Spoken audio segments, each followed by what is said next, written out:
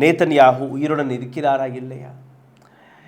ஈரானின் புதிய supreme leader மொஜோபா கமெனேய் அவர் உயிருடன் இருக்காரா இல்லையா? அவருடைய 2 கால்களும் வெட்டப்பட்டதா இல்லையா? இது போன்ற ஏராளமான சர்ச்சைகள் சோஷியல் மீடியாவில் வலம் வரும்போது, இன்னொரு பக்கம் அமெரிக்காவுடைய மிக முக்கியமான வரி strait of Hormuz. Strait of ஹார்மோஸை வைத்து ஒட்டுமொத்த உலக நாடுகள் எந்த அமெரிக்காவை நம்பி வந்தார்களோ அதே அமெரிக்கா இன்னைக்கு பேக்ஃபுட்டில் தள்ளப்பட்டிருக்கிறது.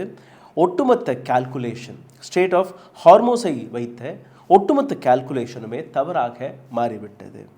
இந்த இடத்தை எந்த அளவில் பிளாக்கேட் செய்து வைத்திருக்கிறதோ ஈரான், அதை வைத்து அமெரிக்கா பிரைவேட்டாக இப்போ இந்த விஷயத்தை ஒப்புக்கொள்ள தொடங்கிவிட்டார்கள். அமெரிக்காவிடம் எந்த விதமான பிளானுங்குமே கிடையாது.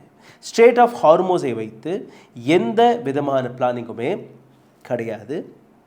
கிறிஸ் மோர்ஃபி யுஎஸ் செனட்டர் கொடுத்த இந்த statement, on strait of Hormuz they had no plan. Strait of Hormuz, they just had no plan.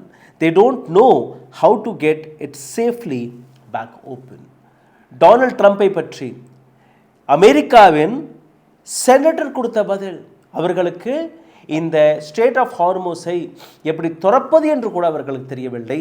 இந்த போரில் குதிப்பதற்கு முன்பு அவர்கள் எந்த விதமான பிளானிங்குமே செய்யவில்லை. அதற்கு எதிராக டொனால்ட் ட்ரம்ப் கதறக்கூடிய அந்த ஸ்டேட்மெண்ட்டை நீங்கள் பாருங்கள்.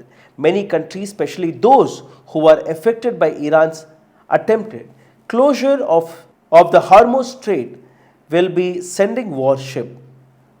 உலக நாடுகள் யாரெல்லாம் இந்த ஈரானால் பாதிக்கப்பட்டிருக்கிறீர்களோ உங்களுடைய போர்க்கப்பல்களை அனுப்புங்கள். இந்த ஸ்ட்ரெய்ட் ஆஃப் ஹார்மோஸ், இந்த பாதை அமெரிக்காவிற்கு மட்டுமல்ல ஒட்டுமொத்த உலகத்திற்கே தேவையான பாதை.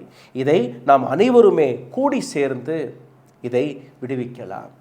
பிரிட்டன் நாடு, பிரான்ஸ், சைனா, இந்தியா, இது போன்ற பல நாடுகள் தன்னுடைய போர்க்கப்பல்களை அனுப்புங்கள். அமெரிக்காவுடன் ஒன்று கூடி இந்த போரில் களமிறங்கள். ஆனால் இதே விஷயத்தை இன்னொரு ஆங்கிலில்